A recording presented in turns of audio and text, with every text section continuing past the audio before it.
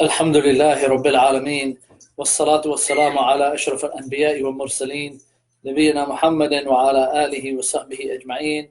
Assalamu alaikum wa rahmatullahi wa barakatuh, brothers and sisters in Islam, students of Hadith. Welcome to our third session in our advanced Hadith studies, in which we will be discussing the techniques and the principles that the scholars of Hadith used to detect hidden defects in prophetic narrations. In our previous lecture, we discussed the meaning of al-illah. What is the meaning of illah? What is a hidden defect linguistically and technically? And then we talked about the most preponderant definition of al-illah, and we had chosen the definition that Imam as-Sakhawi rahimahullah mentioned in regards to the definition of al-illah. And we said that today we're going to talk about the history and emergence of this science, of number one, the science of hadith, or ulum al-hadith, and the different sciences that emerged afterwards, but specifically about how to look into the chains of narration of hadith and how to examine them, compare them, and analyze them, and also to examine some of the narrators and the emergence of techniques and principles to preserve the Sunnah, okay, as we mentioned previously, emerged with the Prophet Muhammad's traditions in the time of the Prophet Muhammad. So this science of discovering hidden defects and looking into the chains of narration and the texts, this science is directly related to the Sunnah and an integral part of it. Rather, this science is the most intricate of all the sciences of hadith, and it is the most precise and one of the most important branches of knowledge related to the Sunnah. So knowledge of verifying narrations and information, while distinguishing between the true narrations and the false narrations, has existed since the beginning of Islam.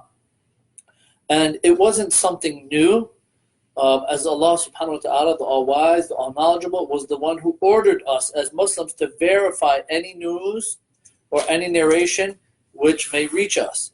And He commanded us to distinguish between the authentic and the inauthentic narrators and narrations. As Allah subhanahu wa ta'ala, He says in the Quran, يَا أَيُّهَا الَّذِينَ آمَنُوا إِنْ جَاءَكُمْ فَاسِقٌ بِنَبَإٍ فَتَبَيَّنُوا أَن تُصِيبُوا قَوْمًا بِجَهَالَةٍ فَتُصْبِحُوا عَلَى مَا فَعَلْتُمْ نَادِمِينَ. Allah, He calls out to the believers saying, "O who you believe, if a fasiq, if a liar or evil person comes to you with any news, then make sure that you verify it, lest you should harm people in ignorance if you do not verify, and afterwards you may become regretful for what you have done."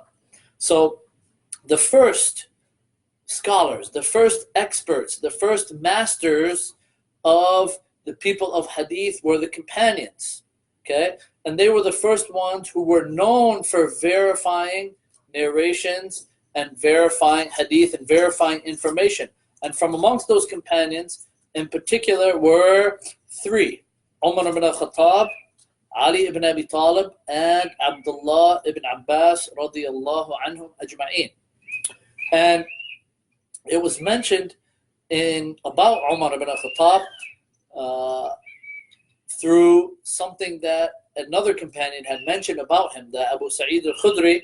One day when they were in Medina, Abu Sa'id al-Khudri, he said, I was in a gathering with the Ansar, and Abu Musa al-Ash'ari, he came as if he was alarmed or startled about something. So Abu Sa'id, he asked him, he said, I sought permission, or Abu Musa, he said, I sought permission to enter Omar's house 3 times, but he didn't grant me permission to enter, so I left. So he was asked, what stopped you? So Abu Musa, he said, I sought permission and I was granted, so I left. And the Prophet Muhammad sallallahu alaihi wasallam, he said, if one of you seeks permission to enter someone's house 3 times and no one grants you permission to enter, then leave. Then Umar ibn al-Khattab, radiallahu anhu, he said, by Allah, we will establish the punishment upon him. Is there anyone from amongst you companions who heard this statement from the Prophet Muhammad sallallahu alaihi wasallam? So Ubay ibn Ka'b, one of the other great companions, he says, by Allah, no one will verify this statement except the youngest of people. And at that time, I was the youngest of people, so I stood by Abu Musa al-Ash'ari and I verified that the Prophet Muhammad sallallahu alaihi wasallam said this statement. And this is mentioned in Tadhkirat al-Huffaz, and it is also a hadith in Sahih Bukhari. It's also a hadith in Sahih Bukhari, this narration.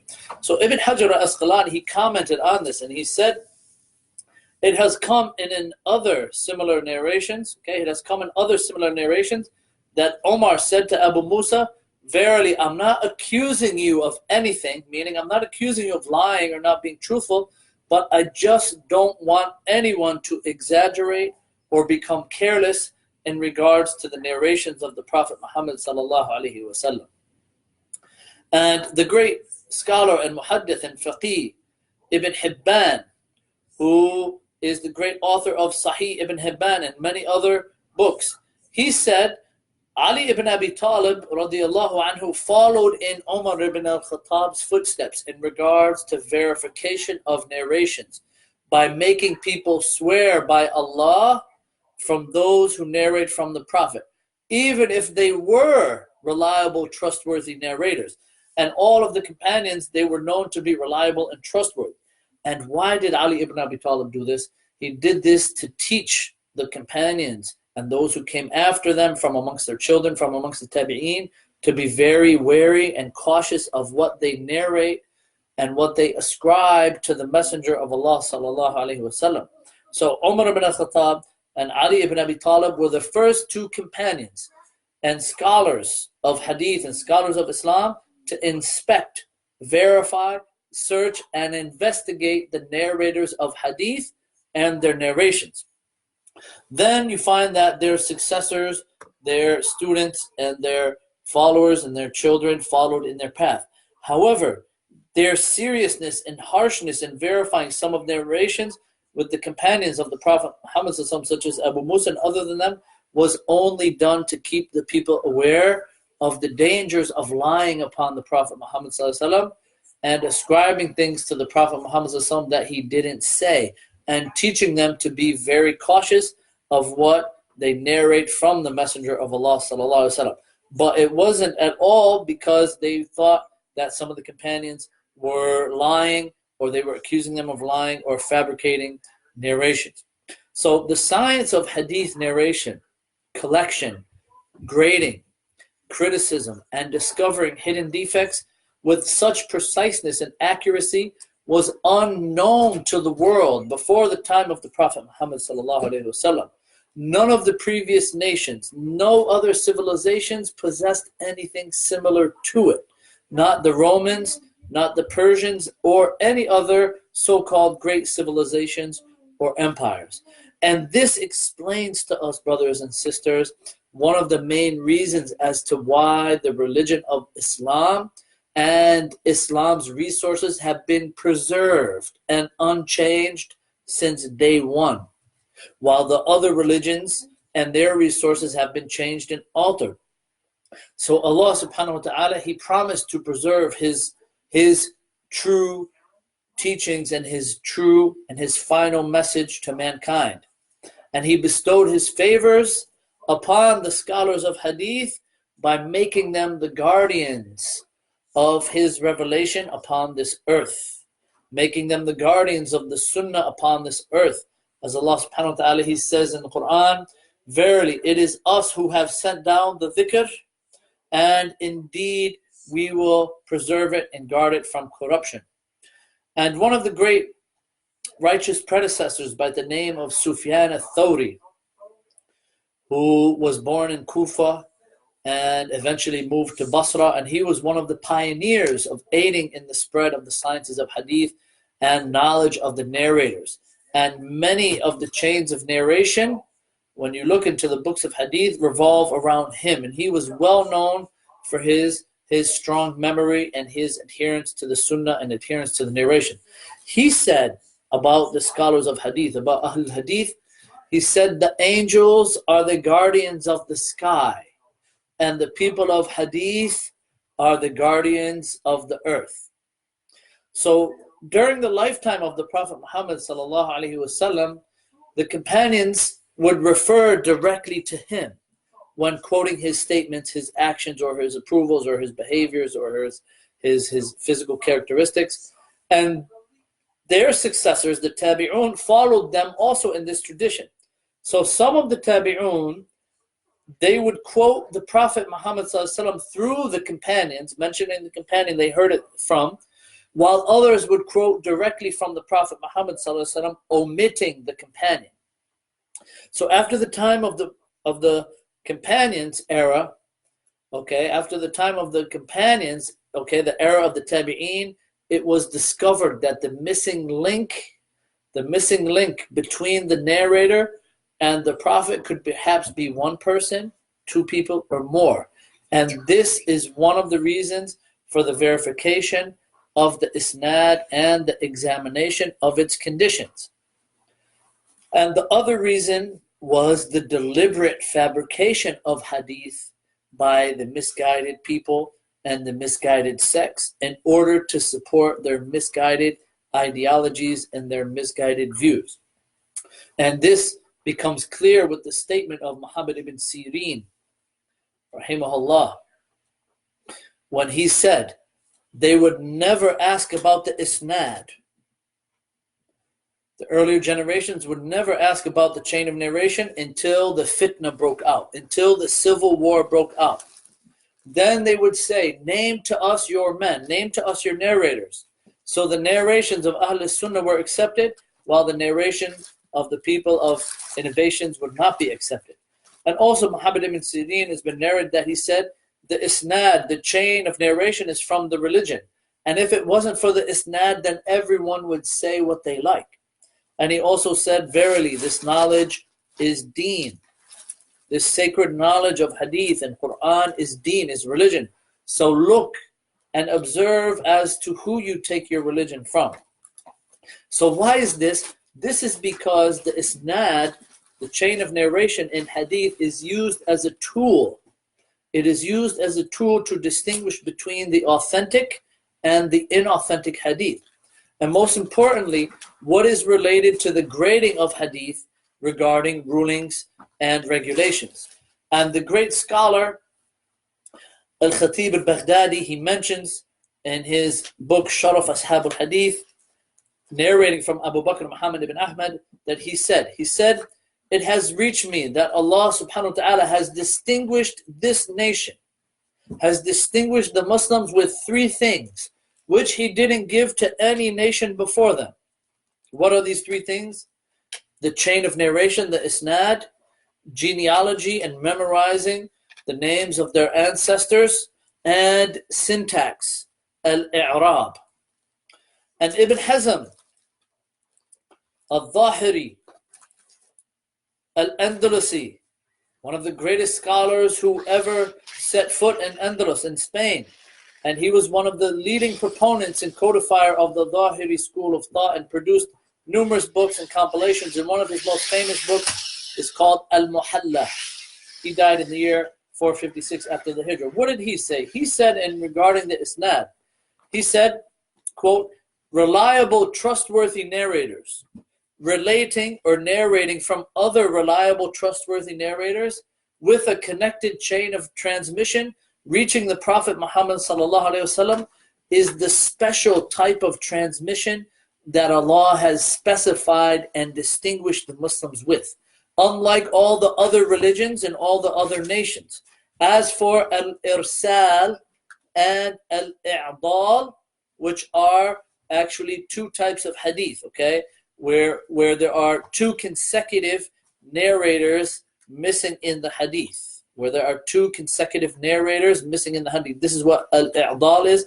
Al-irsal is when you have one of the tabi'in narrating from the Prophet Muhammad sallallahu alaihi wasallam. So he said that there is much of these type of narrations amongst the Jews. Okay, there are many narrations amongst the Jews that you see that there are 2 or 3 or more narrators missing in their chains of narration. And he says, rather, this is the best of what they have. Except that their narrations, the Jews' narrations, aren't as close to Musa as we are to the Prophet Muhammad sallallahu alaihi wasallam. As for the Christians, then they have no distinction or even mention of this type of transmission with a chain of narration, except for the prohibition of divorce and its punishment. As for the transmission containing liars, okay, kadhabin, and unknown people, juhal or majhulin, then this is abundant amongst the narrations of the Jews and the Christians. And this is one reason why their religious resources were not preserved. And Khatib al-Baghdadi, rahimahullah, also mentions in his book, Sharaf Ashab al-Hadeeth, going on to emphasize that the people of Hadith and the Muslims in particular, that Allah subhanahu wa ta'ala has honored them, exalted them, and favored this nation of Muslims with the isnad, with the chain of narration. And there isn't anyone from amongst the other nations, new and old, with the isnad, with the chain of narration. And he goes on to say, verily, what the other nations have is just sheets of paper in their hands, which have been mixed up with their books and other reports and news. The other nations don't have that which they can distinguish between what was revealed in the Torah and the Gospels or what has come to them from their prophets, and also they cannot distinguish what has been added to their books from the narrations and reports which they took from unreliable narrators. But however, the scholars of Hadith, Ahlul Hadith, consistently and continuously showed care and concern for the Sunnah of the Prophet Muhammad sallallahu alaihi wasallam by preserving it, studying it, conveying it, verifying it, and searching for any defects or mistakes in it. But however, the emergence of this branch of Hadith sciences did not really ripen until the 2nd and 3rd century after the hijrah of the Prophet Muhammad sallallahu alaihi wasallam. And this era was called the Golden Era. This age was called the Golden Age, when many books and many compilations mentioning principles, techniques, and examples of how to discover these hidden defects started to be compiled. They were being written and they were being published. And they were not needed during the time of the companions of the Prophet Muhammad sallallahu alaihi wasallam. Why? Solely, number one, because the companions' memories were strong and precise, and they were the most eloquent of speakers and had the best understanding. Number two, they lived during the time of the Prophet Muhammad sallallahu alaihi wasallam and amongst each other, and they would correct each other if they made a mistake in any of the narrations. And thirdly, their cautiousness in what they narrated and their eagerness to always verify what they heard to make sure that it was correct. So the fundamentals of this science of Hadith, of discovering hidden defects and verifying the chains of narration and looking and studying the chains of narration, emerged during the time of the companions, solely because we have many occurrences related to this science during their lives, such as the numerous times Aisha radiyallahu anha corrected many of the companions, as Imam Az-Zarkashi rahimahullah gathered together in his book Al-Ijabah li'irad ma astadrakathu Aisha ala sahaba. Well, Imam Az-Zarkashi actually compiled a book where it mentions all of the rebuttals that Aisha corrected many of the other companions, such as Umar ibn al-Khattab, such as Abdullah ibn Umar, such as Ibn Abbas, Abu Sa'id al-Khudri, Ibn Mas'ud, Abdullah ibn Amr ibn al-As, Abu Huraira, Abu Darda, Jarh ibn Abdullah, and many other companions as well. And keeping in mind that all of them, remember now, all of these companions were trustworthy, they were upright narrators.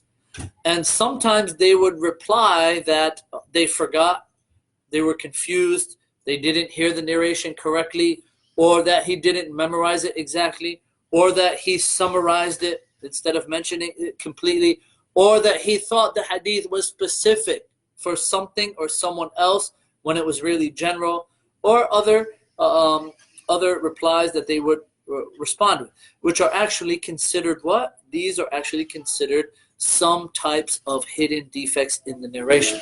So then, after the era of the companions, we find the successors of the companions, the tabi'een, they learned these techniques of how to distinguish between different narrations and discover hidden defects and verify what they heard and what was being transmitted to them.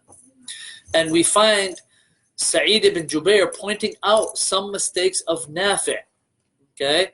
Nafi', who was the servant of Abdullah ibn Umar and Abdullah ibn Abbas and Imam al-Sha'bi and Muhammad ibn Sirin, all of these great scholars began to speak about the different chains of narration and their narrators. So the time of the successors of the companions, the tabi'een, was unique and different than the time of the companions. During this time, many new events and occurrences took place, which led to a slight increase in the types of mistakes and hidden defects that emerged in the transmission of narrations. And this actually pushed and forced the scholars of that era to be extra careful and show added concern in regards to what was narrated, what was transmitted, and be more scrutinous in distinguishing between the sound hadith and the weak hadith. So some of the most influential occurrences during this period, number one, the emergence of innovations.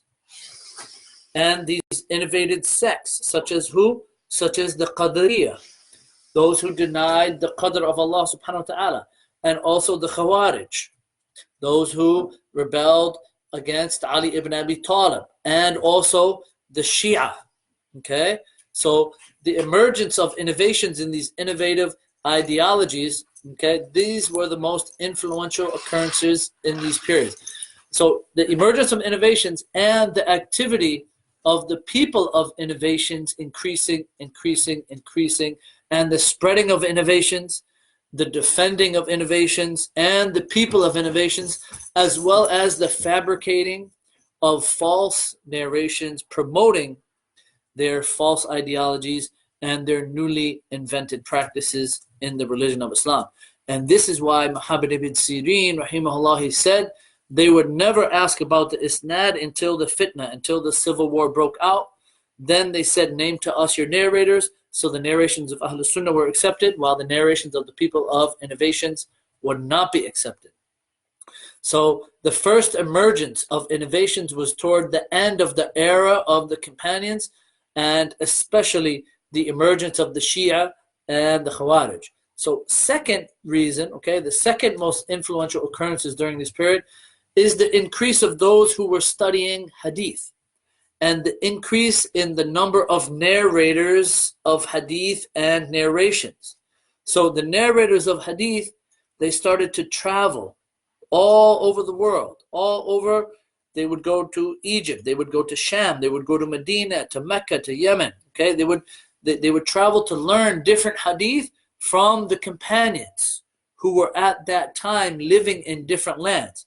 As Anas ibn Sirin, okay, who was a freed slave of Anas ibn Malik, and he was from the Tabi'een who died in the year about 118 to 120 after the Hijrah. He said, I went to Kufa, he went to Iraq, and I saw 4,000 students studying hadith, and only 400 of them understood the hadith.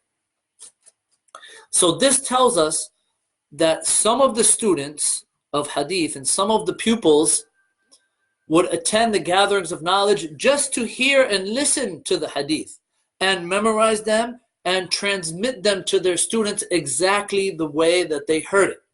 While other students, they were more focused on understanding and pondering over the meanings of the narrations. And each student had a different goal and different intention in traveling to listen to and learn those narrations from those great scholars. And this is what made it obligatory upon the scholars to actually scrutinize the narrations and examine them more thoroughly. And the third influential occurrence that happened in the period of the Tabi'een is the expansion of the Muslim lands. the expansion of the Muslim lands, and the famous scholars of Hadith traveling and moving to different cities. So the number of students of Hadith increased, the compilation of books of Hadith, along with the chains of narration becoming longer than how they were in the time of the companions and the Kibar Tabi'een, and the great, or the big, the older, the major Tabi'een.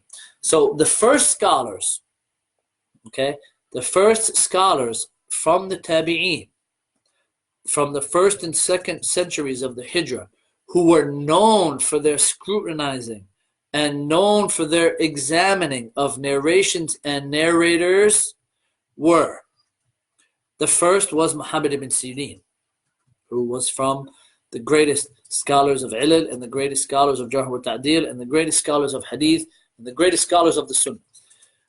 Then his students, okay, so Muhammad ibn Sirin, okay, he is kind of like the pioneer or the founder of these sciences in the time of the Tabi'een. Then you have his students. Some of his students were Ayub as-Sikhtiyani. Ayub as-Sikhtiyani, he was a great scholar of Hadith and Fiqh, and his memory and knowledge of Hadith was one of the greatest of his time. And he lived in Basra, in Iraq. And he was well known for his adherence to the Sunnah and his rebuttals and refutations of the people of innovations of his time.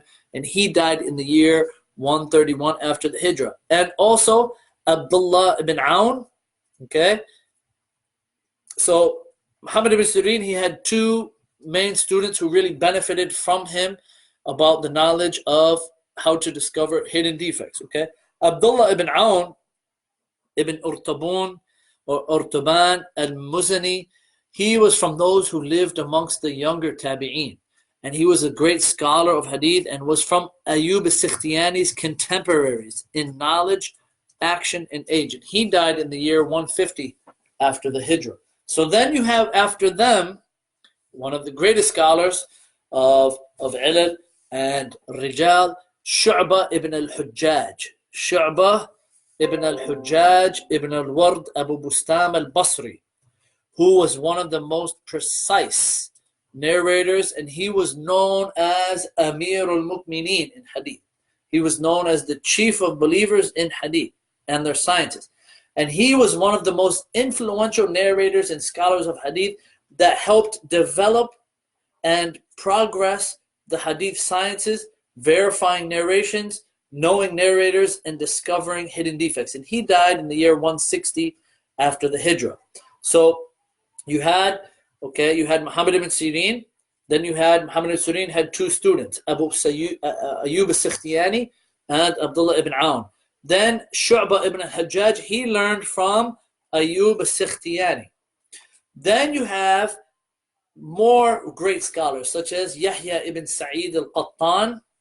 Yahya ibn Sa'id al-Qattan is one of the greatest narrators of Hadith and one of the most knowledgeable of hidden defects and Jarh wa Ta'dil, and he died in the year 198 after the Hijrah. And Abdurrahman ibn Mahdi, okay? So you have three main students who were well known for their knowledge of the sciences of discovering hidden defects, okay? Who benefited from Ayub as-Sikhtiyani, Shu'bah ibn al-Hujjaj, Yahya ibn Sa'id al-Qattan, and Abdurrahman ibn Mahdi. Abdurrahman ibn Mahdi, okay? He was also one of the great scholars of Jarh wa Ta'dil, and he helped pioneer the sciences of Jarh wa Ta'dil. He died in the year 135 after the Hijrah. So they all learned from Ayub as-Sikhtiyani. Then you have Imam Ahmad ibn Hanbal, Ali ibn al-Madini, and Yahya ibn Ma'in, who learned from Yahya ibn Sa'id al-Qattan and Abdurrahman al-Mahdi. Okay? Then Imam al-Bukhari came along. Imam al-Bukhari, Abu Dawood al-Sijistani, Abu Zur'ah, Abu Hatim. Then they all learned from Yahya ibn Sa'id al-Qattan, Yahya ibn Ma'in, Ali ibn al-Madini, Ahmad ibn Hanbal, and Abdurrahman ibn Mahdi. Okay? So then after them came the other great Imams such as Imam al-Nisa'i, Sahib al-Sunan, وصاحب Sunan al-Kubra wal-Mujtaba. Then you have Al-Uqayli, who is Abu Ja'far Muhammad ibn Amr ibn Musa ibn Hamad al-Uqayli, who authored numerous books, but one of his most famous books is called Ad-Du'afa, which contains narrations of narrators that Imam al-Uqayli considered to be weak, and he died in the year 322 after the Hijrah. Then you have Jabal al-Jibal. Then you have one of the greatest scholars who compiled a compilation, one of the biggest and greatest compilations in regarding hidden defects, Imam ad-Daraqutni. Imam ad-Daraqutni, his real name is Abu Hassan Ali ibn Umar ibn Ahmad al-Baghdadi ad-Daraqutni. And his book, he has a book, Al-Ilal al-Warida fi Hadeeth al-Nabawiyya. It is one of the most extensive and greatest books ever authored about hidden defects in Hadith. And the most amazing thing about this book, and if you buy it now, it's about 10 to 15 volumes, depending upon the printing, depending upon which printing you get of the book. And the most amazing thing about this book is that it has been said that Imam ad-Daraqutni dictated this whole book to his students from his memory.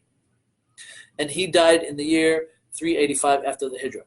But however, Imam Shu'bah ibn al-Hujjaj, he is considered the founder of the science of discovering hidden defects in the era of the Tabi'een. Even though he was preceded by other scholars who spoke about this science, but they didn't speak about this science with such preciseness, comprehensiveness, and expertise as Imam Shu'bah ibn al-Hujjaj did. So